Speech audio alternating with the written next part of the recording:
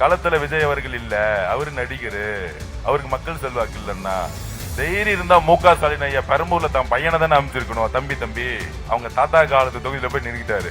ஏன் பெரம்பூர் வந்தா உதயநிதியை டெபாசிட் வாங்க மாட்டாரு? எம்எல்ஏ எல்லாம் போட முடியுமா 234 தொகுதிக்கு அப்படின்னு கேட்டேன். 234 தொகுதியில ஒத்தனை விலைக்கு வாங்க முடியல. நான் வரும்போதே அப்படி சுத்தி முத்தி பார்த்தேன். வெள்ளி வாக்கத்துல பாட்டில் உடைச்சாங்க. அக்காக்கெல்லாம் பத்திரமா இருக்காங்களா இல்ல என் மண்டை யாராவது டார்கெட் வச்சிட்டு இருக்காங்களா? ஆனா வரும்போது ஒரு நியூஸ், நம்ம சிட்டி கமிஷனர் மிஸ்டர் அருண் அவர்களை மாற்றப்பட்டார். போடு ஆச்சி மசாலா. எந்த சமையலும் ருசி தேடும் ரகசியம் 20 ரூபாய். பனீர் 65. இதான் இது மட்டும்தான். பனீர்னா Milky Mist, only Milky Mist. அப்படியே வரும்போதே பாக்குறேன், இங்க இருக்கக்கூடிய குடும்பமா பாக்குறேன். அப்புறம் மொட்டை மாடியில இருக்க ஹாய் 10 வயசு பொண்ணு கட்சி மீட்டிங் அட்டன் பண்ணதான் எங்க தலைவர் எப்பயோ ஜெயிச்சுட்டாருப்பா. தம்பிங்களா, சும்மா அண்ணா பேரை சொல்லிக்கிட்டு, கலைஞர் பேரை அப்பா பேரை சொல்லிக்கிட்டு, தாத்தா தாத்தா அப்பா மகன் பேரன்னு சொல்லிட்டு காலெல்லாம் முடிஞ்சு போச்சு. இந்த குழந்தை இருக்கிற வரைக்கும் இன்னும் 100 ஜென்மத்துக்கு நீங்க அரசியல் விட்டே இருக்க முடியாது. எங்க விதை போட்டிருக்காரு பாத்தீங்களா? பக்கத்துல யாரு இருக்கா பாருங்க, ஒரு பாட்டி அம்மா இருக்காங்க 70 வயசு. காம்பினேஷன் பாருங்க, 70 வயசு பாட்டி 10 வயசு. எங்க தலைவர் போட்ட விதை இருக்கு, காசு கொடுத்து போடல. நேத்து கூட சொன்னாரு பாருங்க, நான் வீட்டுக்குள்ள போயிட்டு தான் கட்சியே ஆரம்பிச்சேன். எல்லா அம்மாக்களும் முடிவு பண்ணிட்டாங்க தமிழக வெற்றி கழகம் தான் ஜெயிக்க போகுது அப்படின்னு. அப்ப என்னெல்லாம் தொல்லை கொடுப்பாங்க இன்னுமேட்டு. நாமினேஷன் டே அன்னைக்கு தலைவரோட நாமினேஷனை அந்த பக்கம் சுயேட்சைன்னு சொல்லிட்டு திமுக ஒரு 30 அட்வொகேட் இங்க பெரம்பூர்ல அங்க நிப்பாட்டுறாங்க. அன்னைக்கு கொஞ்சம் தேவையாக நான் அனுப்பாம விட்டேன், உள்ள ஒரு ஏஜென்ட்டா அமைச்சிருக்கலாம், தப்பு பண்ணிட்டேன். நம்ம சிவா கொஞ்சம் பொறுமையா அமைதியா எல்லாத்துக்கிட்டையும் என்னன்னான்னு கேட்பாரு. ரொம்ப நல்லவர், ஆனா சம்பவம் சைலண்டா செஞ்சுக்கிட்டு இருப்பாரு. ஆனா நாமினேஷனுக்குள்ள நம்ம அக்கா ஒரு ஏஜென்டா அமைச்சிருக்கணும். அனுப்பிச்சிருந்தா எப்படி இருந்திருக்கும்? அதுல சொல்றாங்க, கொஞ்ச நாள் பெரம்பூர் தொகுதியை நிப்பாட்டி வச்சுட்டாங்க நம்ம நாமினேஷன் அப்ளிகேஷன். அத சொல்றாங்க, சொத்தை காமிக்கலையா சரியா. முக ஸ்டாலின் ஐயா அவர்களுக்கு 10,000 ரூபாய் தான் அக்கௌண்ட்ல இருக்கா. டேய் பிட் பாக்கெட் திருடுறவங்க கூட 20,000 ரூபாய் வச்சிருப்பான்டா. நீ நாட்டையே திருடி இருக்கடா. வேணாம், கோவம் வந்தா அப்புறம் கோவப்படுறாரு ஆதவர்ஜனான்னு சொல்லுவாங்க. அப்புறம் அண்ணன் கேட்பாரு, பிட் பாக்கெட் திருடுறவங்க கூட 20,000 ரூபாய் அக்கௌண்ட்ல வச்சிருப்பான். நாட்டையே அவங்க அப்பா காலத்துல இருந்து திருடி திருவாரூர்ல இருந்து வரும்போது எவ்வளவு வச்சிருந்தாங்க? அம்மா ஜெயலலிதா சொல்லுவாங்க, அதை நம்ம சொல்ல வேணாம், விட்டுருங்க. இன்னைக்கு செனட் ஆஃப் ரோட்ல வீடு வச்சுக்கிட்டு இங்க இருக்க முதலமைச்சருக்கு வியாசார் பள்ளி இருக்க பிரச்சனை தெரியுமா? கலைஞர் அவர்கள் முதலமைச்சரா இருந்தாரு, மழை பெஞ்சா வேட்டி கட்டிட்டு இங்க வந்துருவாரு வியாசாடிப்படி பக்கம். அடுத்தது பையனை மேயர் ஆக்குனாரு, சிங்கப்பூர் மாதிரி ஆக்குறேன்னு சிங்கப்பூர் போனாரு. ஆனா சிங்கப்பூரா இருக்கு, இன்னும் வியாசார்பாடியா தான் இருக்கு, பெரம்பூரா தான் இருக்கு. சரி, அந்த குடும்பத்துல இருந்து ஒருத்தரை அமுச்சு விட்டுருக்காரு எம்எல்ஏன்னு. பாவம், தைரியம் இருந்தா உங்க பையன் உதயநிதி தானே இங்க நிப்பாட்டி இருக்கணும். போட்டி காலம் சூப்பரா இருக்கும்ல. களத்துல விஜய் அவர்கள் இல்ல, அவரு நடிகரு, அவருக்கு மக்கள் செல்வாக்கு இல்லன்னா தைரியம் இருந்தா முக ஸ்டாலின் ஐயா பெரம்பூர்ல தான் பையனை தானே அமைச்சிருக்கணும். தம்பி நம்ம எதிர்க்க ஒருத்தர் வந்துட்டாரு, நீங்க தான் அடுத்த முதலமைச்சரு, போய் தைரியமா பெரம்பூர்ல நின்னு ஜெயிச்சுட்டு வாப்பான்னு சொல்லிருக்கலாம்ல. அவங்க தாத்தா காலத்து தொகுதியில போய் நின்றுட்டாரு. ஏன் பெரம்பூர் வந்தா உதயநிதியை டெபாசிட் வாங்க மாட்டாரு? அது தெரியும் எல்லாத்துக்கும். என்ன பெரம்பூர் மக்களுக்கு தெரியும் என்ன பிரச்சனை நடந்துட்டு இருக்குன்னு.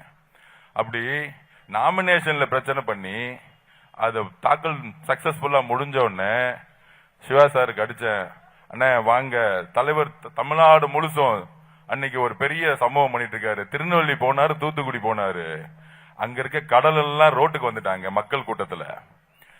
அதாவது முடக்க பாக்குறாங்களா டிவி சேனல்ல திடீர்னு அந்த கூட்டத்தை காமிக்கலாம். ஆனா அடுத்த நாள் பார்த்தா நேஷனல் மீடியால போட்டுட்டு இருக்காங்க. India Today, Times of India எல்லாம் இங்கிலீஷ்ல ஓடிட்டு இருக்கு. சோசியல் மீடியால ஃபுல்லா ஓடிட்டு இருக்கு. அதுக்கப்புறம் நம்ம தமிழ் சேனல் எடுத்துட்டாங்க. ஆஹா, முக ஸ்டாலின் ஐயா கூப்பிட்டாரு, பேக்கேஜ் கொடுத்தாரு. மாசம் இந்த ஒரு மாசத்துக்கு மட்டும் 15 கோடி 10 கோடி பேக்கேஜ் கொடுத்து காமிக்க வேணாம்னு சொன்னாரு. ஆனா காமிக்க முடியல. ஏன்? நீங்க காமிக்கலன்னா மக்கள் உங்க சேனலை தூக்கி எறிஞ்சிருவாங்க. அவ்வளவுதான். அப்ப இங்கிலீஷ் சேனல்ல டிபேட் பண்ணிட்டு இருக்காங்க. என்ன டிபேட் போகுதுன்னா, என்கிட்டே கேட்டாங்க ஒரு இங்கிலீஷ் சேனல்ல. ஃபர்ஸ்ட் கட்சி ஆரம்பிக்கும் போது 10% தாண்டாதுன்னு சொன்னாங்க. அப்புறம் நடுவுல என்ன பண்ணாங்க, 20% தாண்டிருச்சு அப்படின்னு சொன்னாங்க. இப்ப கொஞ்ச நாளுக்கு ஒரு மாசம் 2 மாசத்துக்கு முன்னாடி 25% தாண்டிருச்சு. அவர் திமுகக்கு அதிமுக களத்திலே கிடையாது, திமுக டிவிகே டிஎம்கேன்னு ஒரு அரசியல உருவாங்கிட்டாரு அவரு அப்படின்னு ஒரு அரசியல பேசிட்டு எம்எல்ஏ எல்லாம் போட முடியுமா 234 தொகுதிக்கு அப்படின்னு கேட்டாங்க. 234 தொகுதியில ஒருத்தனை விலைக்கு வாங்க முடியல. ஒருத்தன் துரோகி மாட்டிக்கிட்டான் ஒரு தொகுதியில, விட்டுருங்க, அவனை பாத்துக்குவோம். அப்ப 233 பேர் இன்னைக்கு வேட்பாளர்கள். ஒரு சாமானியனா நம்ம பக்கத்துல ராயபுரத்துல ஒரு ஆட்டோக்கார ஓட்டுநர் என் கூட 20 வருஷம் இருந்ததுக்காக வேட்பாளர் ஆகியிருக்காரு. ஆனா உங்க தகுதி என்ன? திமுகல 25 கோடி செலவு பண்ணியா, 20 கோடி செலவு பண்ணியா, இல்ல என் மகனுக்கு எவ்வளவு காசு கொடுப்ப? சீட்டை வித்துட்டு எம்எல்ஏ ஆகியிருக்காங்க. அதனாலதான் இங்க இருக்கிற எம்எல்ஏ எல்லாம் அவங்க ஃபேமிலிக்கும் காசையும் கொடுத்துட்டு இங்க ஜெயிச்ச பிறகு ரோடு கான்ட்ராக்டை தவிர, கமிஷனை தவிர, உள்ளாட்சி இருக்கிற ஊழலை தவிர வெளியே வரதே கிடையாது. நம்மளுடைய அண்ணன் ஆர்டி சேகர் எங்க போவார் தெரியுமா? நேரா ஐவிஎஸ் டிபார்ட்மெண்ட் போவார். அண்ணன் 5% கமிஷன், 25% ஃபேமிலிக்கு. அண்ணன் டிரைனேஜ் எனக்கு 5% கமிஷன், 25% ஃபேமிலிக்கு. இதுதான் 5 வருஷமா வேலை. கவர்மெண்ட் ஆபீஸுக்குள்ள போய் கமிஷன் வாங்குறது மட்டும்தான் வேலை. ஆனா மக்களோட வீட்டுக்கு போனாரா? போல. ஆனா இப்ப கேள்விப்பட்டேன், நேத்துல இருந்து வீட்டுக்கு போயிட்டு இருக்காராம். வீட்டுக்குள்ள போகும்போது நினைச்சுக்கிறாங்க, டக்குன்னு கதவை தந்த அந்த குழந்தை சொல்லுது, அம்மா தீய சக்தி வந்துட்டாங்கம்மான்னு ஒரு குழந்தை சொல்லுது. என்ன? ஏன்னா மக்கள் பார்த்ததே இல்லையே, அந்த குழந்தை பார்த்ததே இல்லையே. அந்த குழந்தையே கதவை மூடிடுது. எவ்வளவு 10 வயசு அரசியல் தெரியுது. நேத்து கூட சமூக வலைத்தளத்துல பார்த்திருப்பீங்க. ஒரு குழந்தை எங்க விருங்கம்பாக்கத்துல தான் நினைக்கிறேன், ஒரு குழந்தை ஜம்முன்னு பைக்ல உட்காந்துட்டு இருக்கு. அங்க இருக்கிற எம்எல்ஏ கேண்டிடேட் போய் துண்டு போட போறாரு.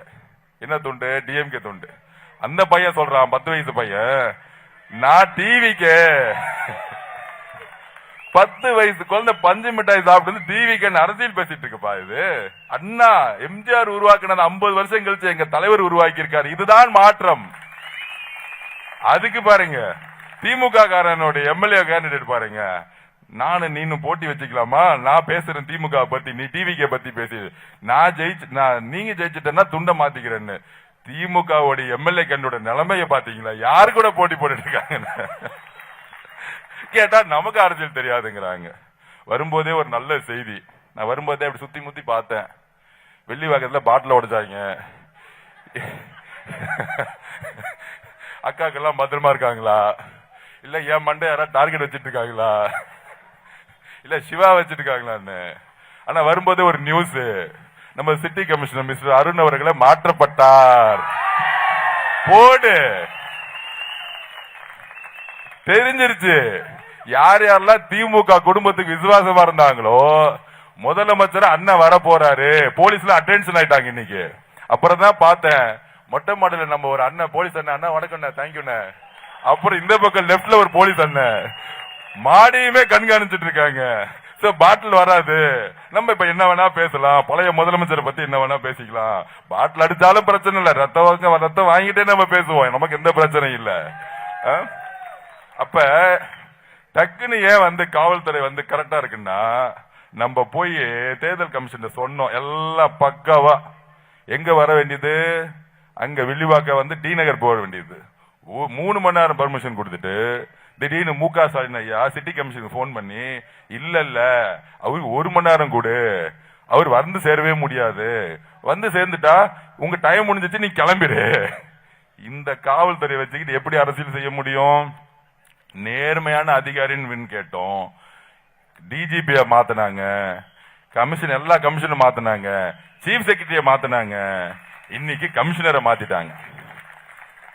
இன்னும் ஒரே மாசம்தான் நேர்மையான அதிகாரிகள் மக்கள் பாதுகாப்பையும் பெண்கள் பாதுகாப்பையும் உருவாக்குவாங்க. இது வரைக்கும் உருவான அதிகாரிகள் இருக்காங்க பாருங்க. முதலமைச்சர் குடும்பத்தோட விசுவாசிகளா இருந்தாங்க. டிரான்ஸ்பர் வேணா யாரு கொடுப்பா? முக ஸ்டாலினுடைய சபரீஷன் வீட்டுக்கு போன சபரீஷன் யாரு? கான்ஸ்டிடியூஷனால தேர்ந்தெடுக்கப்பட்டவரா? தைரியம் இருந்தா எம்எல்ஏ நின்னு மகன நீ மினிஸ்டர் ஆயிட்டு ஆர்டர் போடுறா நீ பாப்போம். உங்க மாமாவுடைய ஐடென்டி வச்சுக்கிட்டு கமிஷனரை மிரட்டுறது, டிஜிபியை மிரட்டுறது, உனக்கு யாரு அதிகாரம் கொடுத்தது? நான் கேக்குறேன். நான் ஒரு நல்ல அதிகாரியோட எங்க பெரியம்மா தளபதி ஐபிஎஸ் அவங்க வீட்டுல இருந்து வளர்ந்தவன். எனக்கு தெரியும் ஒரு காவல்துறை அதிகாரியை மக்களால் தேர்ந்தெடுக்கப்பட்ட ஒரு முதல்வரோ ஒரு அமைச்சரோ தான் மட்டும்தான் வந்து கட்டளையிடுமே தவிர இந்த பின்புல் வசந்த கிச்சன் பாலிடிக்ஸ் வந்து அதிகாரத்துல எடுக்கவே கூடாது. இதுதான் இந்த குடும்பத்தோட மிகப்பெரிய பிரச்சனை. அதுக்கப்புறம் உதயநிதியோட நண்பர்கள் இவங்கெல்லாம் எஸ்பியை டிரான்ஸ்பர் பண்றது, இதுதான் தமிழக காவல்துறை. ஏன் தமிழக காவல்துறை செயலிழந்து போச்சு? இந்த குடும்பத்துடைய நண்பர்களும் மருமகன்களும் ஒரு டிஜிபி அப்பாயின்மெண்ட் பண்றது, கமிஷனர் அப்பாயின்மெண்ட் பண்றது எந்த விதமான ஒரு ஒரு மரியாதை கூட கிடையாது. ஒரு காவல்துறை கொடுத்ததே கிடையாது. அப்ப எங்க பெண்கள் பாதுகாப்பு உருவாக்கப்படும்? உருவாக்க முடியாது. தூத்துக்குடியில 12ஆம் கிளாஸ் பொண்ணு கழிவறைக்காக போனாங்க. தூத்துக்குடியில வில்லேஜ்ல கழிவறை இல்லைங்கிறது முதலமைச்சர் ஸ்டாலினுக்கு தெரியுமா? இல்ல அவன் குடும்பத்துக்கு தெரியுமா? அதனாலதான் நாங்க கோவப்படுறோம். அதனாலதான் நாங்க உண்மையை கேட்கிறோம். வேற எந்த கூட்டணி கட்சி இதை பத்தி பேசவே இல்லை. எங்க தலைவர் பேசினாரு, நாங்க போராடணும், ஏன் அவங்க வீட்டுக்கு போனோம். அப்ப அந்த அம்மா சொன்னாங்க, என் பொண்ணு என் வீட்டுல வந்து டாய்லெட் இல்ல, அதனாலதான் வந்து நான் 50 மீட்டர் தள்ளி போனேன். 6 மணிக்கு ஈவினிங் ஒரு கழிவறை ஒரு கழிவறை சொந்த வீட்டுல இல்ல. இதுதான் தமிழ்நாட்டில் இருக்கக்கூடிய எல்லா கிராமப்புறத்தில் இருக்கக்கூடிய மிகப்பெரிய பிரச்சனை. ஆனா திராவிட 2.0 பொய்யா சொல்லிட்டு இருக்காங்க. ஆனா இவங்க வீடு மட்டும் எப்படி இருக்கும்? அப்பதான் என் தலைவர் சார், என் வீடு நீலாங்கரையில நான் நல்ல வீட்டுல இருக்கேன், என் குழந்தைங்க இந்த மாதிரி இருக்கேங்கிறத அரசியல் கட்சி ஆரம்பிச்சாரு. வேற எதுக்காக ஆரம்பிக்கல. பார்த்து பார்த்து பார்த்து சலிச்சு போயிட்டார். எல்லாத்தையும் பார்த்து தன்னுடைய வாழ்க்கையில உச்சபட்ச பொறுப்பிலையும் அதிகாரத்திலையும் அன்பு பணபலத்திலையும் ஒரு புகழையும் உச்சபட்ச புகழையும் இருந்து தூக்கி போட்டு வரக்கூடிய துணிவு யாருக்காச்சும் இருக்கா? யாருக்காச்சும் இருக்குமா? எந்த நடிகருக்காச்சும் இருந்திருக்கா இது வரைக்கும்? ஆனா திமுக என்ன செஞ்சுச்சு? ஜெயிச்சு வந்த பிறகு ரெட் ஜெயின்ங்கிற நிறுவனம் வந்து ஸ்டார்ட் பண்ணாங்க. அந்த ரெட் ஜெயின் 2021 எவ்வளவு லாபம் பார்த்தாங்க? எத்தனை படத்தை ரிலீஸ் பண்ணாங்க? அம்மா ஜெயலலிதா இருக்கும்போது வார படத்தை ரிலீஸ் பண்ணாங்களா? சொல்லுங்க, நீங்க சொல்லுங்க. 52 வாரம் ஒவ்வொரு சனிக்கிழமை தியேட்டருக்கு போய் பாருங்க. ரெட் ஜெயின் படம் தான் நீங்க பார்க்க முடியும். எல்லா நடிகர்களும் நடிகைகளும் கண்ட்ரோல் பண்ணி பணத்தை கொடுத்து நிப்பாட்டுறது இந்த ஊழல் நிறுவனம். அந்த ஊழல் நிறுவனம் இப்ப என்ன பண்ணிருக்குன்னா, தமிழக வரலாற்றுல மக்கள் தக்க பாடம் கொடுப்பாங்க. உலகம் சுற்றும் வாலிபன் படத்தை கலைஞர் என்ன பண்ணார் தெரியுமா? ஆட்சியில் இருக்கும் பொழுது பெட்டியை பிடிக்கிட்டு ஓடிட்டாங்க தியேட்டர் ரிலீஸ் பண்றதுக்கு முன்னாடி. அது அந்த காலம். இந்த காலம் என்ன பண்ணிட்டாங்க தெரியுமா? ஒருத்தரை அழிக்கணும், ஒருத்தரை ஒழிக்கணும் அப்படின்னு யாரு எந்த ஆயுதத்தை எடுக்கிறானோ அதே ஆயுதத்துல அழிஞ்சு போவான். நான் திருப்பியும் சொல்றேன், எங்க அண்ணன் விஜயனுடைய நீங்க வந்து எந்த அளவுக்கு அழுத்தம் கொடுக்கறீங்கன்னா, தமிழ்நாடு முழுசு சுற்றுப்பயணம் போகும்போது திருவாரூர் போகும்போது சேலஞ்ச் பண்ணாரு, என்ன எவ்வளவு அழுத்தினாலும் நான் திருப்பி மக்களுக்காக நிப்பன்னு சொன்னாரு. அப்ப கரூரை உருவாக்குனாங்க செந்தில் பாலாஜி வச்சு. ஒவ்வொரு தாட்டியும் திமுக குடும்பத்தை வந்து அவர் எதிர்த்து நிற்கும் போதெல்லாம் பல்வேறு குற்றச்சாட்டுகளை திருநெல்வேலியில் அண்ணன் பேசியிருப்பாரு. தன்னுடைய சுத்திரிகளை வச்சு என்ன மாதிரி விமர்சனங்களை உருவாக்குனாங்க. கடைசியில திருநெல்வேலி தூத்துக்குடியோட ப்ரோக்ராம் மக்கள் அலைய பார்த்த உடனே ஐயா முக ஸ்டாலினுக்கு தூக்கம் வரல. உடனே ரெட் ஜெயிண்ட், உடனே ஒட்டுமொத்த தியேட்டர்ஸ் எல்லா கண்ட்ரோல் யார்ட்ட இருக்கு? நம்மளுடைய ரெட் ஜெயிண்ட் இருக்க உதயநிதி. அவர் பையன் 20 வயசு தான், அவனுக்கு ஒன்றும் தெரியாது. அப்ப இன்பநிதி கூப்பிட்டு படத்தை ரிலீஸ் பண்ணு, லீக் பண்ணு. எவ்வளவு அநியாயம்! 2 வருஷம் 30 வருஷம் உழைப்போட கடைசி படம், அவருடைய சொந்த உழைப்பு, சொந்த வேர்வை, ரத்தம். ஆனா ஒன்றிய அரசா இருக்கக்கூடியவங்க அந்த படத்தை ரிலீஸ் பண்ண விடல. சேர்ந்துகிட்டது யாரு? இதுக்கு ஆதாரம் இருக்கு. அவங்க படம் பராசக்தி ரிலீஸ் ஆச்சா இல்லையா? திமுக பிஜேபி எதுக்குறதா இருந்தா அவங்க படத்தை சர்டிபிகேட் நிப்பாட்டுறதுக்கு எவ்வளவு நேரம் ஆகுமோ? இந்த நீதியை நீங்க கேளுங்க மக்கள் கிட்ட. நம்ம பிஜேபி கூட இருக்கணும்னு பொய்யா சொல்றாங்களே திமுக. எவ்வளவு நேரம் அவங்க சர்டிபிகேட் நிப்பாட்டுறதுக்கு? இது வரைக்கும் எந்த உண்மை தகவலும் கிடையாது. ஜனநாயகன் படத்தை ஏன் சென்சார் போர்டு நிப்பாட்டணும்? உயர் நீதிமன்றத்துல மாண்புமிகு உயர் நீதிமன்ற நீதிபதி சொல்றாங்க, படத்தை ரிலீஸ் பண்ணுங்க, உங்களுக்கு என்ன தோணுதோ அதை கட் பண்ணிட்டு ரிலீஸ் பண்ணுங்கிறாங்க. ஆனா 2 மணி நேரத்துல ஒன்றிய அரசு போய் ஆர்டர் வாங்குது. இது வரைக்கும் உயர் நீதிமன்றத்துல இவ்வளவு ஸ்பீடா போய் பேசி ஒரு ஜட்ஜ்மெண்ட் ஆர்குமெண்ட் பண்ணதா வரலாறே கிடையாது. அப்ப நம்ம எவ்வளவு அழுத்தத்துக்கு இருக்கோம்.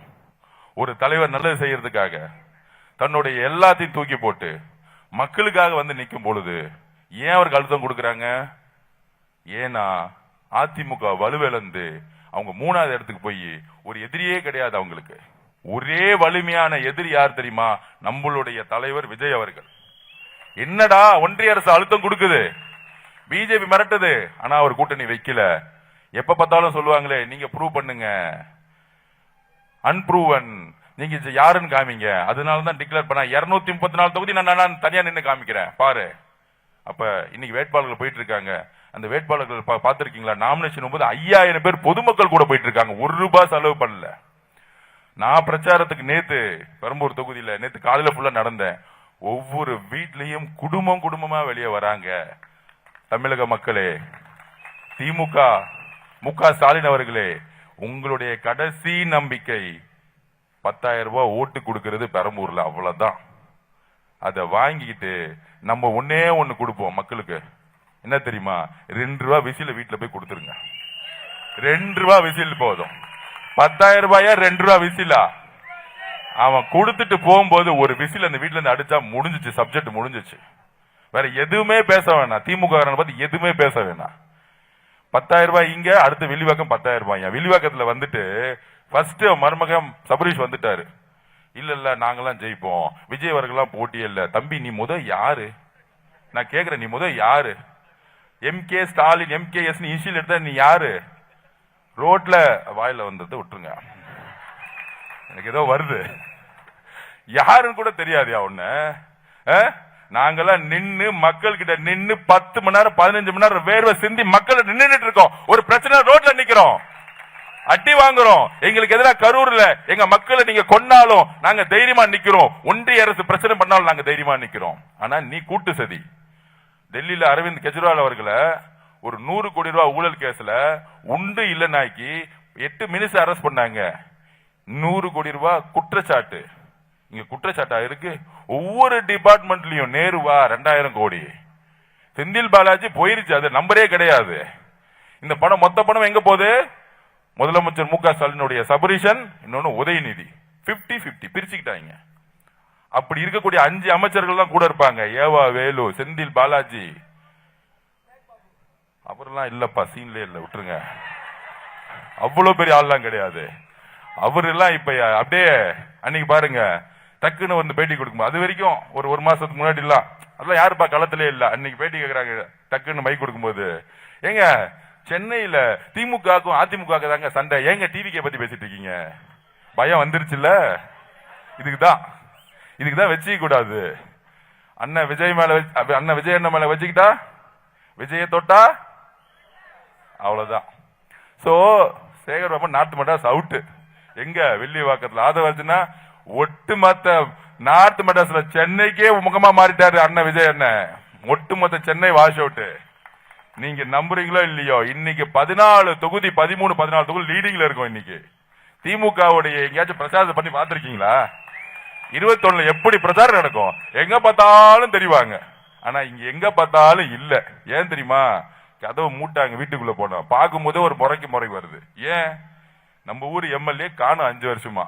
இப்ப நான் தண்ணி கொடுக்கறேன், வீடு கொடுக்கறேன், ரோடு போறேன்னா முடியுமா? முடியாது. ஆனால் எங்க அண்ணன் வந்தா இது எல்லாத்தையும் செய்வார்.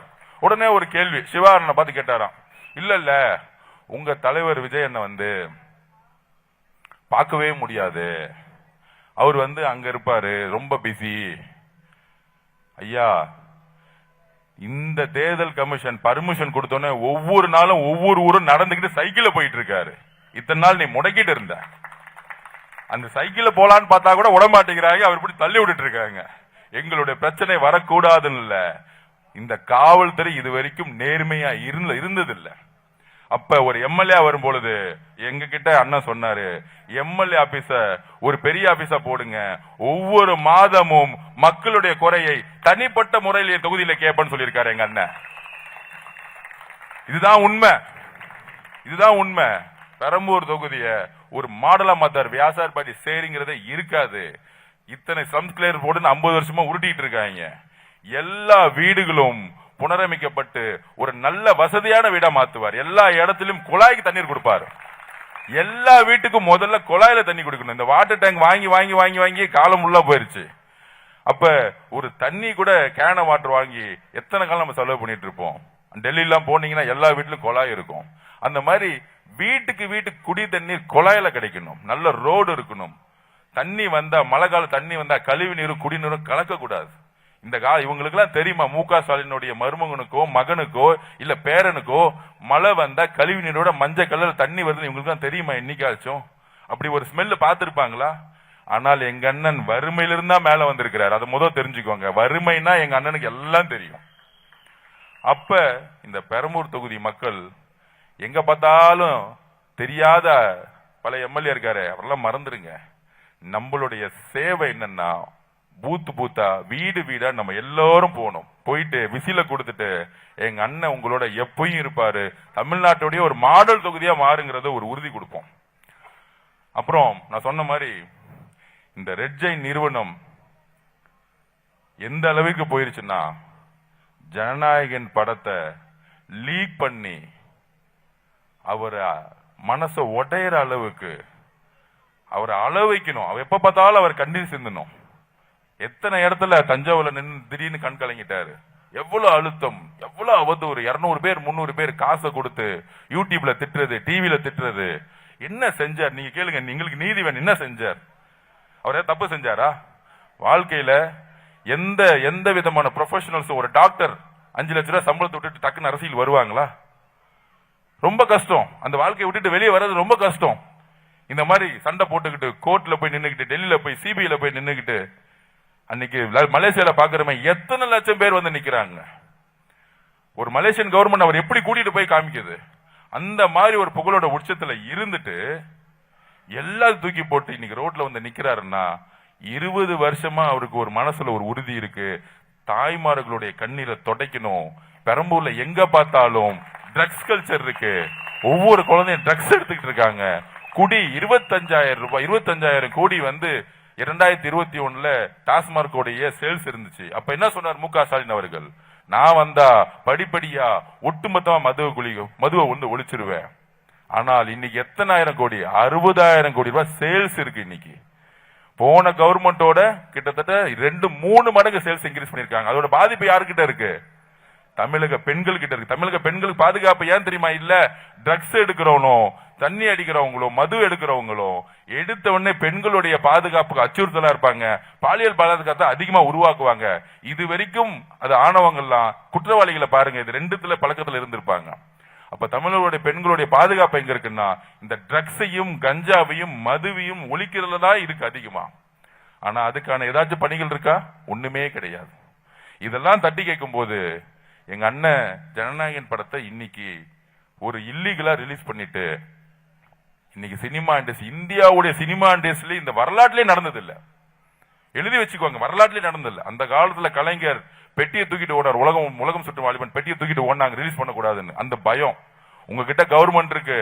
200 எம்எல்ஏ இருந்துச்சு. ஆனா 3 மணி நேரம் படத்தை பார்த்து பயந்தாங்க. ஏன் தெரியுமா? எம்ஜிஆர் அவர்களை நடிகரா பார்க்கல, ஒரு வீட்டுல அவருடைய பிள்ளையா பார்த்தாங்க. அவர் சொல்றது உண்மை நினைச்சாங்க. நான் திருப்பியும் பதிவு பண்றேன். எம்ஜிஆர்கள் இவர்கள் ஏன் ஜெயிச்சாரு? வரலாறு தெரிஞ்சுக்கோங்க. 72ல 71ல 200 தொகுதி ஜெயிச்சுட்டாங்க. எம்ஜிஆரும் கலைஞரும் சேர்ந்த பிறகு 72ல எம்ஜிஆர் துரோகி ஆயிட்டார் கலைஞருக்கு. அவர் வெளியே அமிச்சிடணும், கட்சியை கைப்பற்றிடணும், குடும்பத்துக்காக வளர்த்துடணும். வெளியே வந்த பிறகு தனிப்பட்ட முறையில் நம்ம அண்ணன் மாதிரியே கட்சி ஆரம்பிச்சார். கட்சியை ஆரம்பிக்கும் போது மினிஸ்டர்ஸ் இல்ல, எம்எல்ஏ இல்ல, உங்களை மாதிரி இருந்த ரசிகர்களும் பொதுமக்களும் தாய்மார்களும் சேர்ந்தாங்க. அப்ப அவ்வளவுக்கு அதிகமான நெருக்கடி. அடிப்பாங்க, அடிதடி பண்ணுவாங்க, ரவுடிசம் பண்ணுவாங்க, படத்தை ரிலீஸ் ஓடப்பட மாட்டாங்க, அவர் பிரச்சாரத்துக்கு எல்லாத்தையும் முடக்குவாங்க. ஆனா 77 ரிசல்ட்ல அவர் மேல இருக்கிற குற்றச்சாட்டுகள் எவ்வளவு இருக்கு, தமிழே பேச தெரியாதெல்லாம் வந்து பேசுவாங்க. ஆனால் எம்ஜிஆர் அவர்கள் ஜெயிச்ச பிறகு ஒரு வரலாறு உருவும் பொழுது ஒரு உண்மை என்னன்னா, எம்ஜிஆர் அவர்களிடம் உண்மை இருந்தது, திரு கருணாநிதி அவர்களிடம் பொய் இருந்தது. எப்பயுமே மக்கள் உண்மைக்காக தான் ஓட்டு போடுவாங்க. நான் திருப்பியும் சொல்றேன், 77க்கு அப்புறம் 26ல தமிழக வெற்றி கழகம் அறுதி பெரும்பான்மையுடன் மிகப்பெரிய வெற்றி வரப்போகுது.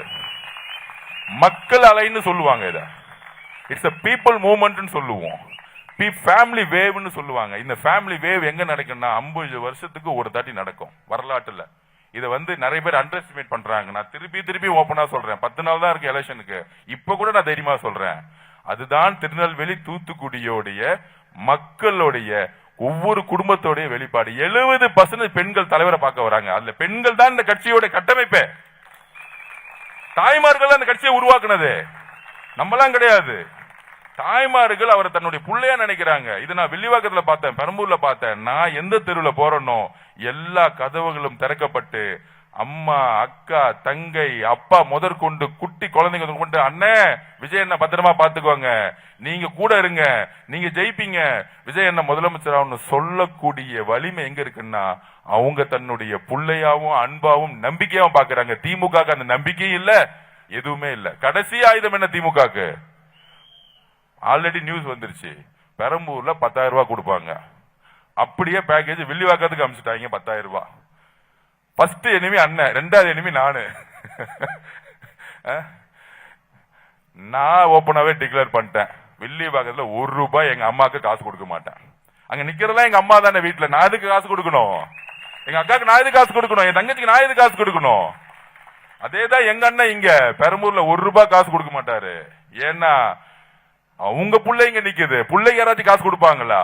நீங்க வேணா திருட்டு திமுக இருக்கலாம், சொந்த அம்மாவே ஓட்டு போட மாட்டாங்க இந்த தாட்டி. திமுக இருக்கிற மாவட்ட செயலர் சொந்த அம்மா ஓட்டு போட மாட்டாங்க. டேய் ஏன்டா சேரக்கூடாத இடத்துல சேர்ந்து நீ கெட்டு போயிட்டியாடா, ஒரு தாட்டி தோத்து போயிட்டு நல்லவனாடான்னு சொல்லிட்டு சொந்த மாவட்ட செயலோட அம்மா வந்து மனசுக்குள்ளே நினைச்சுக்குவாங்க. தோக்கடிச்சிட்டு ஒழுங்கா உருப்படியா குடும்ப வேலையா பண்ணுன்னு தேர்ந்தெடுக்க போறாங்களா இல்லையான்னு பாருங்க ஒவ்வொரு எம்எல்ஏவும். அப்படி இன்னைக்கு ஜனநாயகன் படத்தை ஒன்றிய அமைச்சராக இருக்கக்கூடிய முருகன், உதயநிதி ஸ்டாலின் சேர்ந்து எல்லாத்தையும் என்னென்ன வேலை பண்ணாங்களோ அதுக்கு சாட்சியே இருக்கு. இங்க இருந்து படம் ரிலீஸ் ஆன, பராசக்தி படம் ரிலீஸ் ஆனோடனே அந்த ஒட்டுமொத்த சினிமா எங்க போய் போனாங்க? பொங்கல் விழாக்கு டெல்லி போனாங்க. இப்ப தெரிஞ்சுச்சா கனெக்ட்? கரெக்டா எப்பவுமே திமுக தப்பு செஞ்சா மாட்டிக்குவாங்க, கரெக்டா மாட்டிக்குவாங்க. அவனுக்கு வந்து அவங்க அப்பா கலைஞர் மேலாம் கிடையாது, அவர் தப்பு செய்யறதெல்லாம் கரெக்டா வந்து மாட்டிக்காத மாதிரி செய்வார். இவர் எல்லா தப்பையும் செய்ய மாட்டிக்கிடுவாங்க. அதுக்குதான் கரூர் எக்ஸாம்பிள். கரூர் தப்பு செஞ்சுட்டு முக ஸ்டாலின் ஐயா போன் பண்ணி மகேஷ் அனுப்பினாரு பாருங்க, நடிச்சாரு பாருங்க ஒரு நடிப்பு. அன்னைக்கே முடிஞ்சிச்சு, அன்னைக்கே முக ஸ்டாலின் ஐயா முடிச்சுட்டாரு. அன்னைக்கே மக்கள் அவர் மேல நம்பிக்கை இழந்துட்டாங்க. ஐயா உங்களை ஓட்டு போட்டோமே, நல்லதுதானே செய்ய ஓட்டு போட்டீங்க, எதிர்கட்சியா நாங்க இருக்கிறோம், நாங்க தப்புனா நீங்க தப்புன்னு சொல்லுங்க. ஆனால் மக்களை பண வைக்கக்கூடிய அரசியலை கலைஞர் கூட செஞ்சதில்லை. ஆனால் திரு முக ஸ்டாலின் செந்தில் பாலாஜியோட சேர்ந்து செஞ்சார். அது வந்து நிறைய பேர் சொல்லுவாங்க அதெல்லாம் இல்ல. அப்ப நான் உண்மையா சொல்லவா? நான் சொல்லுனேன் தப்பு செஞ்சா வந்து மாட்டிக்குவாங்க அப்படின்னு. நீங்க திமுக ஜெயிக்கும் ஒரு 40 நாளுக்கு முன்னாடி டென்ட் என்ன சொன்னாங்க? இந்த பாருப்பா 26 கட்சி கூட்டணி உருவாக்கிட்டாங்க, அவ்வளவுதான்ப்பா, விஜய் அண்ணன் வந்து தனியா மாட்டிக்கிட்டாரு பா, எங்க ராயப்பண்ணங்கிட்டே தனியா மாட்டிக்கிட்டாருன்னு சொல்றீங்களா நீங்க? நீ கூட்டமாவே நில்லுங்க, நாங்க தனியாவே நிக்கிறோம், அப்புறம் ஏன் இவ்வளவு பதட்டம்? அப்ப அப்படி ஒரு ட்ரெண்ட கிரியேட் பண்ணாங்க. ஆனா இன்னைக்கு காலத்துல 26 கட்சி கூட்டணியை பாக்குறீங்களா? இன்னைக்கு முதலமைச்சர் ஸ்டாலின் சார் எங்கேயாச்சும் எங்க பிரச்சாரம் பண்ணாங்க தெரியுமா உங்களுக்கு? அவர் பேசுறது ஏதாவது தெரியுமா? எந்த டிவில பாக்குறீங்களா? இன்னைக்கு மத்தியானம் பார்த்துட்டு 102 பேர் பார்த்துட்டு இருக்காங்க, பரிதாபம். அதுவும் அவங்க ஐடிவிங்க தான் பார்த்துட்டு இருப்பாங்க. ஐயா என்ன பேசிட்டு இருக்காரு, தப்பா பேசிட்டா கட் பண்ணி ஒட்டணும். இன்னைக்கு தப்பாவும் பேசிட்டாரு. மெட்ரோ ட்ரெயின் போயிட்டு வந்தாரு, அங்க இருந்து செய்தியாளர்கள் எல்லாரும் கேக்குறாங்க, நம்மளை பார்த்து செய்தியாளர்களை பேச முடியும். செய்தியாளர் கேக்குறாங்க, சார் சிஎம் சார் எங்க இருந்து வரீங்க? ட்ரெயின்ல தான் வர. ஐயா மெட்ரோல இருந்து வந்தா ட்ரெயின்ல இருந்து வரப்ப கப்பல்ல இருந்தா வருவாங்க. அந்த செய்தியாளர் என்ன ஒரு அழகான கேள்வி கேட்கிறாரு, சிஎம் ஸ்டாலின் சார் என்ன பதில் சொல்றாரு? அந்த செய்தியாளரும் அப்படிங்களா நன்றியான்னு போயிட்டு வர. அப்பா என்ன ஒரு பிரஸ் கான்பரன்ஸ் நடத்திட்டு இருக்காங்க நம்ம சிஎம் ஸ்டாலின் சார் கிட்ட. ஆனா நம்ம தலைவரை பார்த்து செய்தியாளர்கள் 200 பேர் உட்கார்ந்துகிட்டு அவர் பத்திரிகையாளர் பார்க்க மாட்டேங்கிறாரு. பத்திரிகையாளர் பார்க்கும் போது காசு வாங்கி மாசம் 2 லட்சம் 5,000 வாங்கி 5 லட்சம் வாங்கிட்டு இருக்க உங்களுடைய வாடகை வாங்கிட்டு எங்க தலைவர் பேச மாட்டாரா? மக்கள்கிட்ட சைட்டா பேசுவாரு. எங்க தலைவர் மக்கள்கிட்ட சைட்டா பேசுவாரு. மக்கள் தப்புன்னு சொன்னா அதை உடனே அடுத்த மீட்டிங் திருத்திடுவாரு. நீங்க எத்தனை மீட்டிங்லயும் பாருங்க, ஏதாச்சும் தப்புன்னா உடனே பதில் கொடுப்பாரு. அந்த அளவிற்கு மக்கள் என்ன நினைக்கிறாங்கன்னு அவர் மக்களோடு இருக்கிறார். அப்ப இந்த எங்க இருந்து வரீங்க கேட்டா ட்ரெயின்ல இருந்து வரேன். இந்த மாதிரி பிரஸ் கான்ஃபரன்ஸ் நமக்கு தேவையில்லை. நம்ம மக்கள்கிட்டயே போவோம். அண்ணா சொன்ன மாதிரி மக்களோட இருப்போம், மக்களோடயே போவோம். நீங்கள் ஜனநாயகன் படத்தை 3 மணி நேரம் அந்த படத்தை ஃபுல்லா கூட ரிலீஸ் பண்ணலாம். தலைவர் மட்டும் இல்ல, தமிழகத்தினுடைய ஒவ்வொரு குடும்பமும் அதுல ஒரு சீன் கூட போன் எடுத்து பார்க்க மாட்டாங்க. என்னைக்கு தியேட்டர் ரிலீஸ் ஆகுதோ அதுக்கே அவருக்கு ஒரு ராசி இருக்கு. இந்த ஆட்சி முடிஞ்சு இந்த குடும்பம் துரத்தி அடிக்கப்பட்டு அவர் முதலமைச்சர் ஆக்கார் பொழுது அங்க படம் ரிலீஸ் ஆகும் பாருங்க, அப்பதான் உண்மையான ஜனநாயகம். அந்த படத்தோட பேர் என்ன தெரியுமா? உங்களுக்கே தெரிஞ்சுக்கோங்க, ஜனநாயகம். ஜனநாயகம் எப்ப ரிலீஸ் ஆகணும்? இந்த திமுக தீய சக்தி ஒளிஞ்சு போனோம். இந்த குடும்பம் இருக்கு பாருங்க, 70 வருஷமா மக்கள் கிட்ட பொய் சொல்லி எதிர்கட்சியா இருக்கும்போது நானே ஏமாந்துட்டேன். அதனாலதான் அங்க இருந்தேன். திடீர்னு நீட்டுக்கு எதிராக போராடுவாங்க. நான் நினைச்சேன் ஓகே பரவாயில்ல, அன்னைக்கு இபிஎஸ் அவர்கள் பிஜேபி கூட சேர்ந்துட்டாங்க, அதனால இவங்களோட சேர்ந்து வேலை பார்ப்பேன். ஏன்டா எல்லாரும் கேட்பாங்களே, நீங்க அவங்களோட தான் இருந்தீங்க. அவங்களோட எந்த காலகட்டத்தில் இருந்தேன்? நானு எதிர்கட்சியா இருக்கும் போது இருந்தேன். அப்ப எல்லோரும் தான் இருந்தோம். 21ல திமுக வரணும்னு தான் எல்லோரும் ஓட்டு போட்டோம். ஏன்?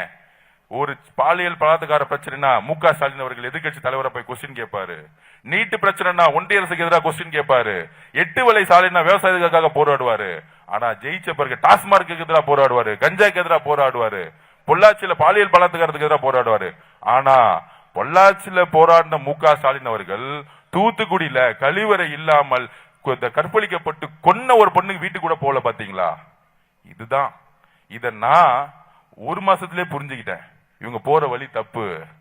நிறைய பேர் சொல்றாங்க இவருக்கு அது கேட்டாரு. ஒன்னும் நான் கேட்டதில்ல. எதிர்கட்சியா இருக்கும் பொழுது எதெல்லாம் செய்யக்கூடாதோ அதுக்காக போராடணும். ஆளுங்கட்சியான பணபலத்துக்கும் ஊழலுக்கும் போடும்போது அங்க நான் இல்ல. ஏன்னா நான் அரசியலுக்கு வந்தது எங்க அம்மா 5 வயசுல சாவை பார்த்து நான் அரசியலுக்கு வந்தவன். 15 வயசுல பொலிட்டிக்கல் சயின்ஸ் படிச்சுட்டேன். எங்க அம்மா மாதிரி ஒரு பெண்மணி இறக்க கூடாது. இதுதான் என்னுடைய அரசியலுடைய அடிப்படையே. ஒரு சாதாரண விவசாயி எங்க அம்மா. கடன், சாதிய கொடுமை எல்லாத்தையும் பார்த்து தற்கொலை பண்ணிக்கிட்டாங்க என் கண்ணு முன்னாடி. அப்ப நான் முடிவு பண்ணேன், 15 வயசுல பொலிட்டிக்கல் சயின்ஸ் படிச்சேன். அப்ப நான் முடிவு பண்ணேன், படிச்ச சாதிய வன்கொடுமை இருக்கக்கூடாது, ஊழல் இருக்கக்கூடாது. எங்க அம்மா லாஸ்டா சொன்னாங்க, உண்மையாரு தைரியமாரு போராடு. நான் போராட முடியல, அதனால நான் கிளம்புறேன். ஆனா எங்க பெரியம்மா தெலுங்குவதி ஐபிஎஸ் போராடி தமிழ்நாட்டிலே நம்பர் 1 ஐபிஎஸ் ஆனாங்க, ஒரு பெண்ணா. எனக்கு அவங்க ஒரு எக்ஸாம்பிள். இந்த சமூகம் சாதியிலையும் மதத்திலையும் ஆண் பெண் ஏற்றத்தாழ்விலும் இன்னைக்கு வரைக்கும் பெண்களை ஒரு பிரஷராவே வச்சிட்டு இருக்கு. அதுக்காக தான் என்னுடைய அரசியல் வாழ்க்கையே உருவாச்சு. அதுக்காக தான் போய் என்னுடைய அரசியல் பயணத்தை ஆரம்பிச்சேன். அண்ணன் கூப்பிட்டாரு, ஒரு நல்லவர் கூட சேர்ந்தேன். ஒரு நல்ல ஆட்சி உருவாக்குறதுக்கு அண்ணன் கூட எப்பயும் நிப்பேன். நான் எப்பயுமே பதிவு பண்ணுவேன். நீ எங்க அண்ணனை டச் பண்ணணும், விஜயனை டச் பண்ணணும்னா அதை ஃபர்ஸ்ட் டச் பண்ணிட்டு என் கழுத்தை வெட்டிட்டு அதுக்கப்புறம் டச் பண்ணு. முடிஞ்சா டச் பண்ணு. ஏன்னா ஆதவ மாதிரி இங்க கோடானு கொடுங்க தாய்மார்களும் நம்மளுடைய சகோதரர்களும் எங்க அண்ணன் பண்ண நிக்கிறாங்க. ஒரு பாட்டு இப்ப ஒரு பாட்டு வந்துச்சு, நான் தன்னந்தனி ஆளு ஏளனமா பாரு, கொஞ்சம் நவுந்து நின்னா 8 கோடி பேரு. தம்பி அது பாட்டு கிடையாது, உண்மை. நமக்கு பூத் கமிட்டி இருக்கா, கட்டமைப்பு இருக்கா, இவங்க எலெக்ஷன் ஒர்க் தெரியுமா? நீங்க 23 காலை 8ஆம் தேதி பாரு, இங்க இருக்க மொட்டை மால இருக்க அந்த குழந்தை தாத்தா பாட்டி அப்பா அம்மா எல்லாம் கூட்டிட்டு போயிட்டு 10 வயசு குழந்தை ஒட்டுமொத்த குடும்பத்தை கூட்டிட்டு போயிட்டு இருக்கோம். இங்க பூத் எல்லாம் தேவையில்லை. ஒவ்வொரு குடும்பம் முடிவு பண்ணிட்டாங்க, நீ காசு கொடுத்தாலும் வாங்கிட்டு, ஆமா நம்ம காசு தான் கொள்ளடிச்சாங்க, தம்பிக்கு ஓட்டு போடுவோம், என் பிள்ளைக்கு ஓட்டு போடுன்னு மாத்தி போயிட்டே இருக்க போறாங்க. இந்த மாதிரி எப்படி கலைஞர் உலகம் சுற்றும் வாலிபன் படத்தை பெட்டியை தூக்கிட்டு ஓடினாரோ, இன்னைக்கு ஆன்லைன்ல மொத்த படத்தை ரிலீஸ் பண்ணிட்டு அவரு கஷ்டப்படட்டும், அவருக்கு நஷ்டமாகட்டும், அவர் அலவுட்னு நினைக்கிறாரு. தம்பிங்களா, அந்த ராயப்பன் படத்துல அந்த போலீஸ் மீட்டிங்ல அப்ப உதயநிதி மாதிரி ஒரு பையன் பேசுவான், தேவையில்லாம வார்த்தை விட்டுருவான். அதுதான் நம்ம உதயநிதி. இந்த மாதிரி ஆன்லைன்ல படத்தை ரிலீஸ் பண்ணிட்டு அவரை டிஸ்டர்ப் பண்ணணும்னு நினைக்கிறாங்க. முடிஞ்சிச்சு. அன்னைக்கு அந்த படத்துல என்ன பண்ணாரோ 23 அப்புறம் நீங்க உங்களுக்கு தெரியும். ஜனநாயகன் படத்தை நீங்க ரிலீஸ் பண்ணிட்டீங்கல்ல, ரெட் ஜெயிண்டும் உதயநிதி அவர்களும் மு.க. ஸ்டாலின் குடும்பம் பண்ணிட்டாங்கல்ல, இந்த நீதிக்காகவே மக்கள் உங்களை தூக்கி எறிவாங்க. கரூருடைய சம்பத்துக்காகவே தூக்கி எறிவாங்க. கரூருடைய சம்பவம் திரு செந்தில் பாலாஜி அவர்களால் நிகழ்த்தப்படலன்னா பெரிய கட்டமைப்பு.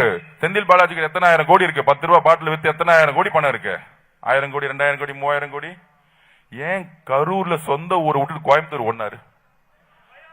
கோயம்புத்தூர் நான் கேக்குறேன், திமுக அந்த திமுக இருக்க ஊடகத்துல உட்காந்து 200 பேர் உட்காந்துக்கிட்டு வாடகை வாய் பேசிட்டு இருக்காங்க பாருங்க. தயவு செஞ்சு இன்னும் 10 நாள் டிவி பார்க்காதீங்க. அவங்கள பார்த்து நான் கேக்குறேன், திமுக பெருசா ஜெயிக்க போகுது அப்படின்னா மு.க. ஸ்டாலின் அவர்கள் ஒரு செந்தில் பாலாஜி பத்தி பெருமையா சொல்லுவார். இவர் தான் பயங்கரமா எலெக்ஷன் ஒர்க் பண்ணுவாரு, பூத்துல 10,000 ரூபாய் காசு கொடுத்து ஜெயிக்க வச்சிருவாருன்னு சொல்லக்கூடிய செந்தில் பாலாஜி சொந்த தொகுதியை விட்டு கோயம்புத்தூர் ஏன் போனோம்? ஏன்னா பை எலெக்ஷன்ல 10,000 கொடுத்து ஜெயிச்சிடலாம், உள்ளாட்சி தேர்தல் ஜெயிச்சிடலாம். ஆனா 234 தொகுதிக்கு சரி சமமா ஒரு நல்ல தேர்தல் அதிகாரி வந்து, நல்ல போலீஸ் ஆபீசர் வந்து எலெக்ஷன் நடத்தி ஒரு நல்ல தலைவர் வந்தால், ஒரு நல்ல தலைவர் எங்க அண்ணன் விஜய் என்ன மாதிரி வந்தா அப்ப தெரியும் ரிசல்ட் என்னன்னு உங்களுக்கு தெரியும். அப்படிதான் 2234 தொகுதியிலையும் 26ல ஒரு பெரிய நம்ம வெற்றி வர போறோம். இந்த அழுத்தங்கள், அவருடைய கண்ணீர், அதெல்லாம் தூக்கி போட்டார். ஏன் தெரியுமா? அவருக்கு கண்ணு முன்னாடி நிக்கிறது அவருடைய படமோ, அவரு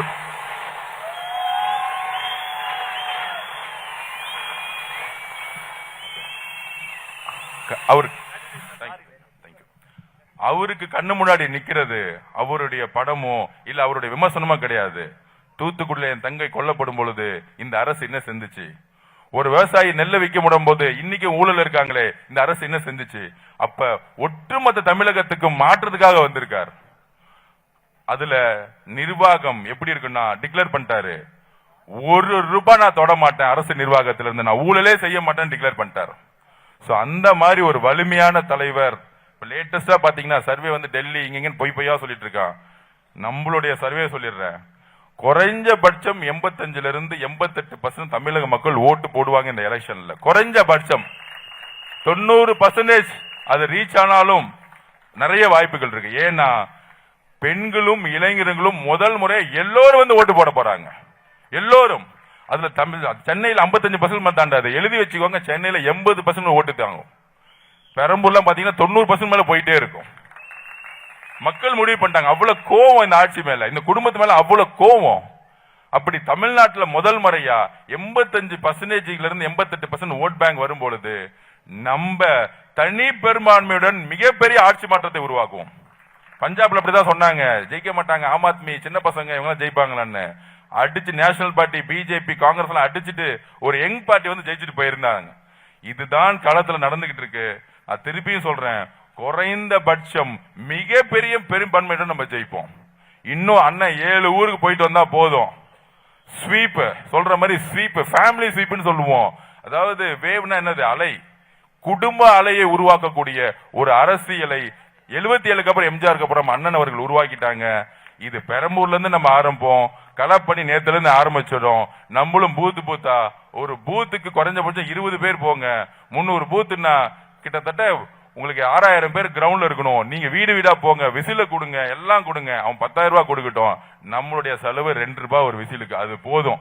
ஆட்சியை தூக்கி எறிஞ்சு இந்த குடும்பம் எந்த காலத்திலும் திரும்பி ஆட்சிக்கே வர முடியாது. மன்னர் பரம்பரையை ஒழித்த திரு விஜய் அவர்கள் வரலாறு சொல்லும். எழுதி வச்சுக்கோங்க, எழுதி வச்சுக்கோங்க. அண்ணன் ஐயா எம்ஜிஆரால அதை முடியல, வயசுல சீக்கிரம் இத இறந்துட்டாரு. அதே மாதிரி அம்மா ஜெயலலிதாவும் சீக்கிரமா இறந்துட்டாங்க.